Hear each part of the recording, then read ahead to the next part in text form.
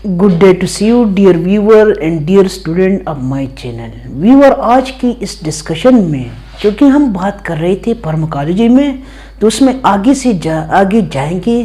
Pharmacology में हमने roots, मुख्तलिफ किस्म के रूट्स जो हम एडॉप्ट करते हैं एक ड्रग्स को पेशेंट की बॉडी में इंजेक्ट करने के लिए, वही डिस्कस की आज की इस डिस्कशन में कि ये ड्रग्स जो है ये हमारे साथ बॉडी में इसका एब्जॉर्प्शन जो है वो किस तरीके से होता है, और इस एब्जॉर्प्शन की जो है ये किन फैक्टर किन अवामिल पे जो है मुनासिर होता है, इसका मेथड क्या होता है, और बॉडी की किन किन पार्ट किन किन हिस्सों में ये ड्रग जो है ये हमारे साथ क्या होता है, एब्जॉर्ब होता है। Absorption of drugs, absorption of drugs का जो बेसिक मीनिंग, जो बुनियादी मतलब है वो इसका क्या है कि जब हम एक ड्रग्स जो है हमारे साथ, जब एक ड्रग्स जो है वही एक पैसेज यानी एक रास्ता इख्तियार कर देता है।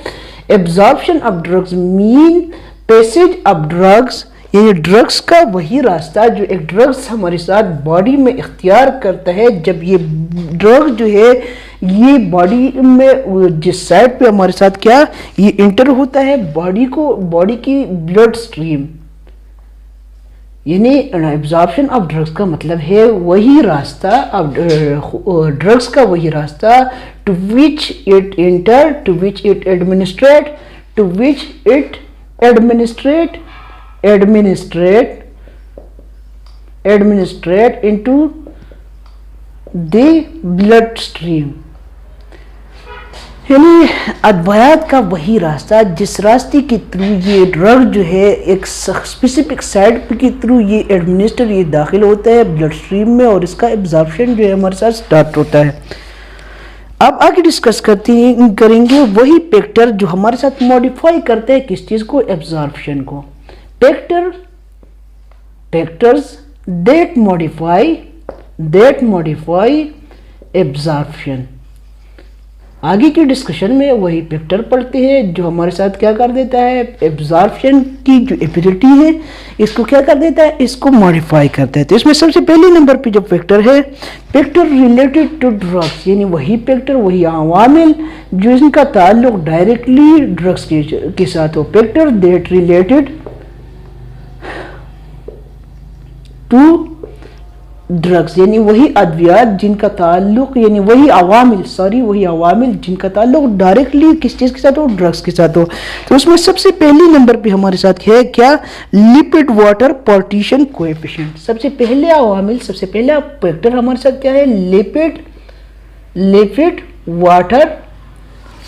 Water partition coefficient. पार्टीशन यानी पानी और लिपिड का आलाइदा होने की जो कोएफिशिएंट, जो मकदार है हमारे साथ, पार्टीशन कोएफिशिएंट। और ये हमारे साथ क्या होता है, ये लिपिड वाटर पार्टीशन कोएफिशिएंट जो है ये डायरेक्टली ये फैक्टर जो है यानी पानी और लिपिड का आलाइदा होना, ये डायरेक्टली प्रोपोर्शन होता है किस चीज के साथ, एब्जॉर्प्शन के साथ। अगर लिपिड वाटर पार्टीशन इंक्रीज होता है तो हमारे साथ एब्जॉर्प्शन जो है, एब्जॉर्प्शन एबिलिटी जो है ये भी हमारे साथ क्या होती है, ये भी इंक्रीज हो जाती है। क्या हो जाती है, इंक्रीज हो जाती है। दूसरा जो फैक्टर है, फैक्टर जो ही अवामिल जो ड्रग्स के साथ रिलेटेड है, उसमें दूसरा फैक्टर हमारे साथ है डिग्री ऑफ आयोनाइजेशन। क्या, डिग्री ऑफ आयोनाइजेशन। दूसरा फैक्टर क्या है, डिग्री ऑफ आयोनाइजेशन। तो ये फैक्टर जो है ये इनवर्सली प्रोपोर्शन है। अगर डिग्री ऑफ आयोनाइजेशन हमारे साथ इंक्रीज होता है तो एब्जॉर्प्शन हमारे साथ क्या होगा, डिक्रीज होगा। तो ये इनवर्सली प्रोपोर्शन है किस चीज की तरफ, एब्जॉर्प्शन की तरफ। यानी कितनी आयन, अगर आयन जो है हमारे साथ मकदार में ज्यादा बनेंगे तो एब्जॉर्प्शन जो है वो हमारे साथ क्या होगा, डिक्रीज होगा। अगर आयन जो है उसकी तादाद हमारे साथ डिक्रीज होगी तो एब्जॉर्प्शन जो है इंक्रीज होगा। अगर आयन की तादाद ज्यादा होगी तो एब्जॉर्प्शन हमारे साथ क्या होगा, कम होगा। तो ये हमारे साथ क्या थी, हमारे साथ थी फैक्ट वही अवामिल जिनका ताल्लुक किस चीज के साथ हो, जिनका ताल्लुक डायरेक्टली हमारे साथ किस चीज के साथ है, ड्रग्स के साथ है। अब आगे डिस्कस करती है क्या, तीसरा फैक्टर एब्जॉर्प्शन ऑफ ड्रग्स में, ड्रग्स के फैक्टर जो डायरेक्टली ड्रग्स के साथ रिलेटेड है, उसमें जो तीसरा फैक्टर है हमारे साथ क्या है, केमिकल नेचर ऑफ मॉलिक्यूल। क्या तीसरा फैक्टर क्या है, chemical nature chemical nature of molecule के मॉलिक्यूल की जो कीमियाई नेचर, जो कीमियाई फितरत है वो हमारे साथ क्या है? केमिकल नेचर ऑफ मॉलिक्यूल के मॉलिक्यूल की जो कीमियाई नेचर, कीमियाई फितरत है वो हमारे साथ क्या है? इसकी एग्जांपल है कि ये मॉलिक्यूल जो है हमारे साथ ऑर्गेनिक है, क्या है? ऑर्गेनिक है या इनऑर्गेनिक है? क्या है? ये मॉलिक्यूल जो है हमारे साथ ऑर्गेनिक नेचर के है और इनऑर्गेनिक नेचर के हैं।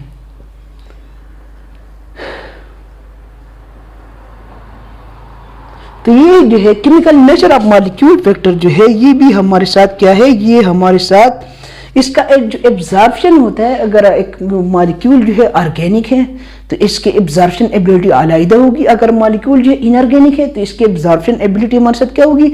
दूसरे टाइप्स की यानी अलग होगी, एक की इंक्रीज होगी, दूसरी के हर एक की जो है बिटर डिफाइन कर देता है।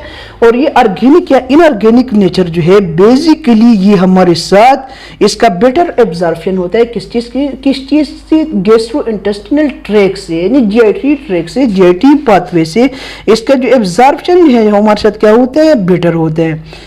और खास तौर पर जो इनऑर्गेनिक आयरन जो है उसके इनऑर्गेनिक आयरन यानी जो इनऑर्गेनिक मॉलिक्यूल है बेसिकली ऑर्गेनिक जो है उसका भी एब्जॉर्प्शन जो है जीआईटी से बेटर होता है, अच्छी तरीके से होता है। लेकिन जो इनऑर्गेनिक मॉलिक्यूल है बेसिकली इसका प्रिपरेशन जो है आयन प्रिपरेशन जो है ये अन्य आयन का बनना जो है इसमें हमारे साथ इस क्या यानी यहाँ पे हमारे साथ जो आयन जो है एक जो ज्यादा मकदार में यानी फर्ज करें एक सॉलिड ड्रग्स हम ले लें तो ये जीआईटी में जो स्टमक में पहले से हमारे साथ पानी मौजूद है तो आयन का बनना जो है वो भी ज्यादा होता है। दूसरा जो आयरन कंटेनिंग कंपाउंड है यहाँ पे हमारे साथ वो जो है बिटर एब्जॉर्ब होता है। आयरन जो है बॉडी में परस करे हमने एक एप्पल ले ली, एप्पल भी एक ड्रग्स के तौर पर जो है हम इस्तेमाल कर सकते हैं जिसका ब्लड्स का जो है हमारे साथ कम हो, ब्लड सेल की मकदार है जिन पेशेंट की बॉडी में कम हो तो अगर आयरन सॉरी एप्पल ले ले तो इस एप्पल जो है इसका यानी इस एप्पल का जो मेटाबॉलिज्म है वो हमारे साथ कहाँ पे होगा? स्टमक में होगा। और इसका एब्जॉर्प्शन जो है आयरन का एब्जॉर्प्शन जो है बेटर हमारे साथ किस कहाँ पे होते हैं? गैस्ट्रोइंटेस्टिनल ट्रैक्ट्स में। जो चौथा फैक्टर है हमारे साथ क्या है? यानी इस पे भी डिपेंड करते हैं, अगर ऑर्गेनिक है तो उसका एब्जॉर्प्शन एक मकदार में होगा, अगर इनऑर्गेनिक है तो इसका एब्जॉर्प्शन जो किसी दूसरी मकदार में होगा। केमिकल नेचर पे भी डिपेंड करते हैं। चौथा जो फैक्टर है हमारे साथ क्या है? Dosage form. क्या? डोसेज फॉर्म की किस मकदार और किस फॉर्म में ये ड्रग जो है ये पेशेंट को प्रिस्क्राइब की गई है, सॉलिड फॉर्म में, लिक्विड फॉर्म में। तो डोसेज फॉर्म जो है और कितनी मकदार में जो है ये प्रिस्क्राइब की गई है पेशेंट को। तो जो सल्यूट्स ड्रग्स वो हमारे साथ होती है, सोल्यूशन फर्ज करें जो सोल्यूशन ड्रग्स होती है यानी जो जिनमें सल्यूट और सॉल्वेंट की क्वांटिटी एक जैसी होती है, ये ड्रग जो है ये हमारे साथ क्या होती है? ये बिटर एब्जॉर्ब होते हैं। आर्बिटर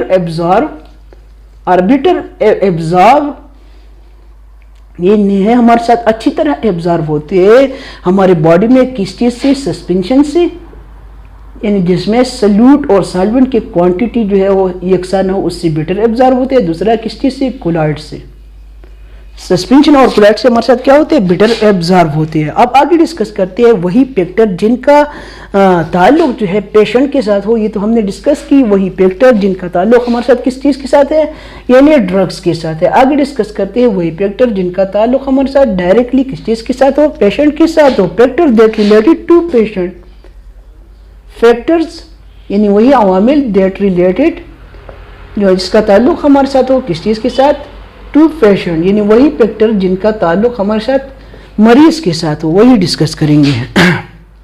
तो उसमें सबसे पहला फैक्टर जो हमारे साथ क्या है? रूट ऑफ एडमिनिस्ट्रेशन की किस रूट के थ्रू हम एक ड्रग जो है एक पेशेंट को प्रिस्क्राइब करते हैं। Route of administration parenteral routes के थ्रू एडमिनिस्टर करते हैं, गैस्ट्रोइंटेस्टिनल ट्रैक्ट के थ्रू एडमिनिस्टर करते हैं, किसी ओरल रूट्स के थ्रू एडमिनिस्टर करते हैं। तो ये जो है एक अहम बुनियाद है किस चीज़ में?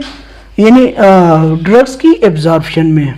तो एब्जॉर्प्शन जो है ये एब्जॉर्प्शन जो है अगर स्किन के थ्रू हो यानी चमड़े के थ्रू हो, स्किन के थ्रू हो, एब्जॉर्प्शन जो हमारे साथ क्या होगा? पुअर होगा। यानी स्किन के थ्रू एक ड्रग जो है इतना जल्दी हमारे साथ क्या बॉडी में एब्जॉर्ब नहीं होती। गुड एब्जॉर्प्शन जो है किस चीज से होता है? म्यूकस से होता है। यानी बेसिकली पेरेंटियल साइड से जो है हमारे साथ क्या होता है, कंप्लीट एब्जॉर्प्शन होता है किस चीज़ से, यानी वही परस्करी कंप्लीट एब्जॉर्प्शन होता है हमारे साथ बेसिकली एक तो मुकस मेम्ब्रेन से, स्किन का जो मुकस मेम्ब्रेन है या स्टमक में जो मुकस मेम्ब्रेन है वहाँ से एब्जॉर्प्शन जो है हमारे साथ अच्छी तरीके से होगा। दूसरा and also better absorption and also better absorption take place from parenteral routes of drug, from those drugs which we take through parenteral routes, यानी वही ड्रग जो हम पेरेंटियल रूट्स के थ्रू लेते हैं तो उनका एब्जॉर्प्शन जो है हमारे साथ कंप्लीट होता है अक्सर, या बेटर होता है यानी अच्छा होता है यानी ज़्यादा होता है। दूसरा फैक्टर डिस्कस करती है क्या, area and vascularity of absorbing surface. दूसरा फैक्टर क्या है जो पेशेंट के साथ रिलेटेड है, हमारे साथ क्या है, एरिया एंड वेस्कुलरिटी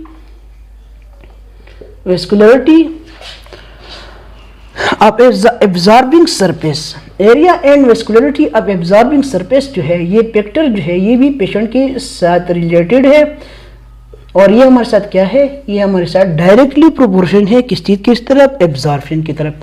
यानी अगर प्रेस करें, अगर हम एरिया इंक्रीज करते हैं या वेस्कुलरिटी इंक्रीज करते हैं, एरिया दोनों फैक्टर जो है अगर ये हम इंक्रीज करते हैं एक पेशेंट में तो ये एब्जॉर्प्शन जो है हमारे साथ क्या होगा, इंक्रीज होगा। तो ये भी डायरेक्टली प्रोपोर्शन है एब्जॉर्प्शन की तरफ। अगर एब्जॉर्प्शन जो इंक्रीज होता होगा तो एरिया और वेस्कुलरिटी फैक्टर जो है हमारे साथ इंक्रीज होगा। अगर एरिया वेस्कुलरिटी फैक्टर इंक्रीज होगा तो एब्जॉर्प्शन भी पेशेंट में क्या होगा, ज़्यादा होगा। जो तीसरा फैक्टर है वो हमारे साथ डिफाइन करते हैं किस चीज़ पे की तरफ, किस चीज़ पे, state and health of absorbing surface. यानी फर्ज करें एक ड्रग्स जो है हम एडमिनिस्ट्रेट करते हैं स्पेसिफिकली कहाँ पे, चेस्ट के साइड में, यानी चेस्ट की साइड में, तो ड्रग जो है वो कितनी मकदार में एब्जॉर्ब होगा। तो ये जो है ये एब्जॉर्प्शन जो है यानी एक पेशेंट की एक स्टेट पे, यानी तीसरा फैक्टर जो है वो पेशेंट की हालत पे, in health in state of health of absorbing surface, state of health of absorbing surface, यानी जिस साइड पे हम ड्रग जो है अप्लाई करते हैं, जिस रूट के थ्रू जिस साइड पे, तो वो साइड की जो हेल्थ है, उस स्किन की जो हेल्थ है, उस ऑर्गन की जो हेल्थ है हमारे साथ अच्छा हो तो जाहिर है वो एक्टिव होगा और ड्रग जो है ज़्यादा क्वांटिटी में एब्जॉर्ब कर देगा। अगर उसकी हेल्थ कंडीशन उस एरिया की एब्जॉर्बिंग सरफेस की अच्छी नहीं हो तो उसके ड्रग्स एब्जॉर्प्शन की जो एबिलिटी होगी हमारे साथ क्या होगी, पुअर होगी। चौथा जो फैक्टर है जो पेशेंट के साथ रिलेटेड है हमारे साथ क्या है, rate of general calculation, rate of general circulation, sorry calculation नहीं है सर्कुलेशन है, रेट ऑफ जनरल सर्कुलेशन, कि एक पेशेंट की बॉडी में ब्लड जो है वो कितनी मकदार में हमारे साथ ट्रेवल कर देती है, या एक ड्रग्स, एक लिक्विड ड्रग्स या एक सॉलिड ड्रग्स हम एक पेशेंट को दे देते हैं, ये ड्रग जो है इस पेशेंट की बॉडी में कितनी स्पीड में हमारे साथ सर्कुलेशन करेगा। अगर सर्कुलेशन की स्पीड जो है ज़्यादा होगी तो एब्जॉर्प्शन एबिलिटी भी ज़्यादा होगी, अगर कम होगी तो एब्जॉर्प्शन एबिलिटी भी हमारे साथ क्या होगी, कम होगी। तो ये हमारे साथ इन्फ्लुएंस, ये रेट जो है ये इन्फ्लुएंस होता है कि कितनी मकदार में rate of transport of drugs,